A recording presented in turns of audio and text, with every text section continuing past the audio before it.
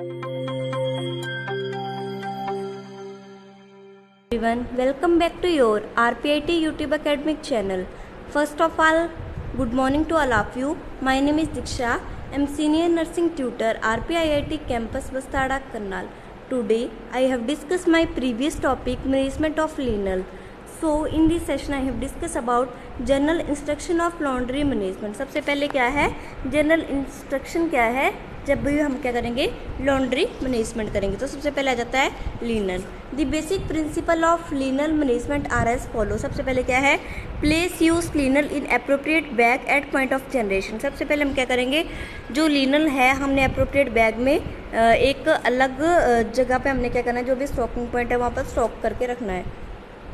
दूसरा जाता है contain linen soiled with body substance or other fluid which suitable impermeable bags close the bag. जब भी हम क्या करेंगे लीनल्स वगैरह डालेंगे, सॉइल्ड लीनल वो होते हैं जो ब्लड से हमारे कॉन्टामिनेटेड होते हैं, तो उसको हमने क्या करना है सेपरेट बैग में डालना है और अलग से रखना है, क्लोज टाई करना है। ठीक है। डू नॉट ट्रांस और सॉक लीनल पेशेंट केयर एरिया। ठीक है। Handle all linen of the minimum agitation to avoid aerosolization of the pathogenic microorganism. ठीक है। हैंडल कैसे करने हैं, हमने क्या करना है फर्श पे नहीं रखने हैं, क्योंकि एरिसोल्स वगैरह माइक्रो ऑर्गेनिज्म उस पर क्या हो जाएंगे स्प्रेड आउट हो जाएंगे और ज़्यादा कॉन्टामिनेटेड हो जाएंगे। Wash use cleaner seat cotton blanket in hot water. ठीक है। जब भी हम इन सारी चीज़ों को वॉश करेंगे तो हॉट वाटर में वॉश करना है, क्योंकि हॉट वाटर का टेम्परेचर इतना होता है कि वो क्या करता है माइक्रो ऑर्गेनिज्म को किल करने में परफेक्ट होता है। तो हमने कितना हॉट वाटर लेना है, कितना टेम्परेचर होना चाहिए 70 से 80 degree centigrade. Rinse and dry preferably air dry in the sun. उसके बाद हमने अच्छे से ड्राई करना है और उसके बाद सन लाइट्स में हमने वो सुखाना है। Autoclave linen before supplied the operating room. ठीक है। जो भी हमारे ऑपरेशन थिएटर में जाना है उससे पहले उसको क्या करना है ऑटोक्लेव करना है। Wash woollen blanket in the warm water and dry in the sun in dry at the temperature of the dry clean. आगे जाता है हमारा बेडिंग का। ठीक है। Mattress and pillow which plastic cover should be wiped over in natural detergent. Mattress without plastic cover should be steam cleaned if they have been contaminated. If the body fluid it is the not possible contaminated should be removed by the manual washing ensuring adequate personal and environment protection। ठीक है।